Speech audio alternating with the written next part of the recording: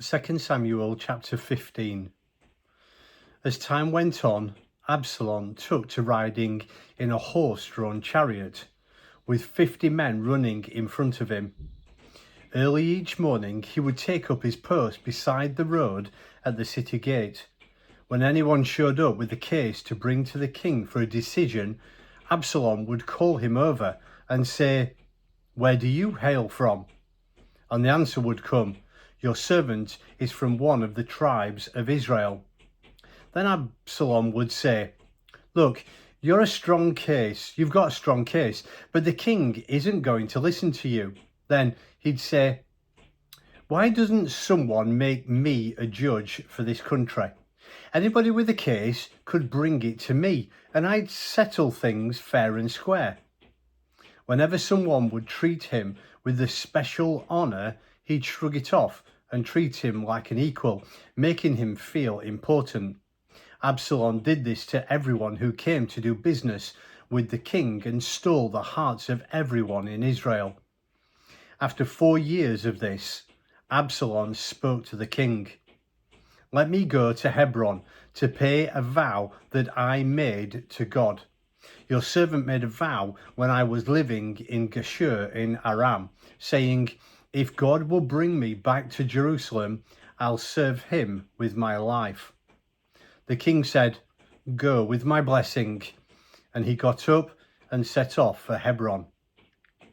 Then Absalom sent undercover agents to all the tribes of Israel with this message: 'When you hear the blast of the ram's horn trumpets, that's your signal. Shout, Absalom is king of Hebron.'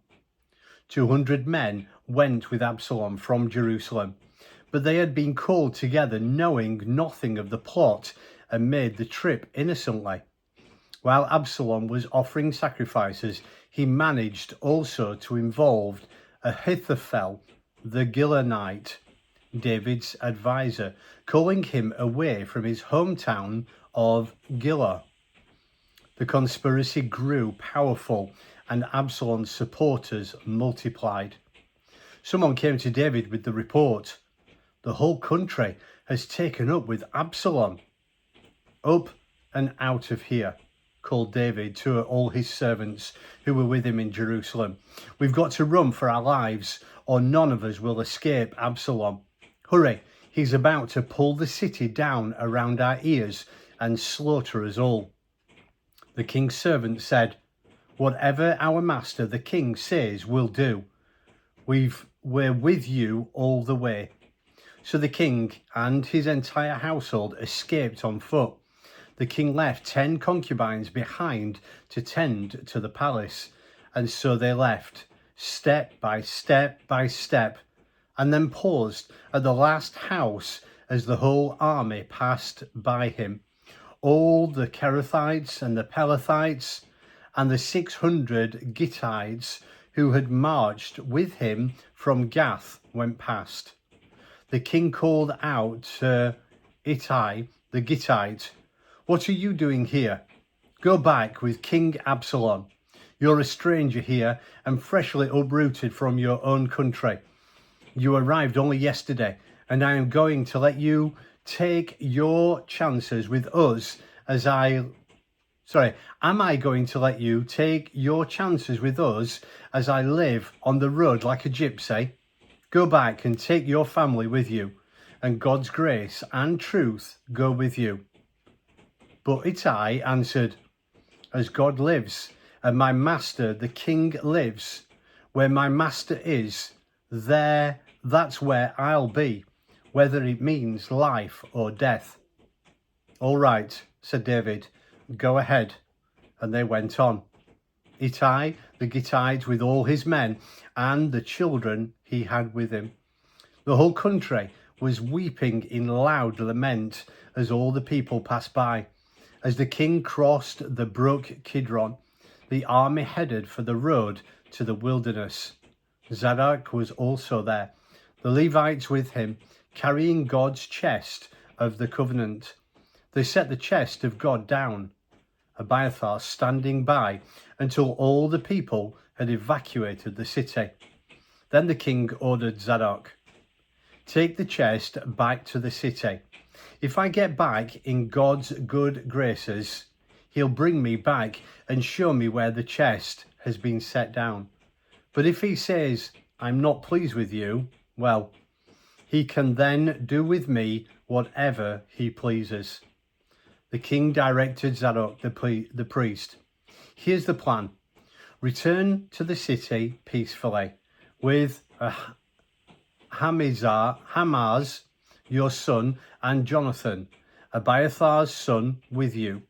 I'll wait at a spot in the wilderness across the river until I get word from you telling us what's up. So Zadok and Abiathar took the chest of God back to Jerusalem and placed it there, while David went up the Mount of Olives weeping, head covered but barefooted, and the whole army was with him, head covered and weeping as they ascended. David was told, Ahithophel has joined the conspirators with Absalom. He prayed, Oh God, turn Ahithophel's counsel to foolishness. As David approached the top of the hill where God was worshipped, Hushai the Arkite, clothes ripped to shreds and dirt on his head, was there waiting for him. David said, If you come with me, you'll be just one more piece of luggage. Go back to the city and say to Absalom, I'm ready to be your servant, O king. I used to be your father's servant. Now I'm your servant. Do that and you'll be okay, and you'll be able to confuse Ahithophel's counsel for me. The priests Zadok and Abiathar are already there. Whatever information you pick up in the palace, tell them. Their two sons, Zadok's son Ahimaaz and Abiathar's son Jonathan, are there with them. Anything you pick up can be sent to me by them. Hushai, David's friend, arrived at the same time Absalom was entering Jerusalem.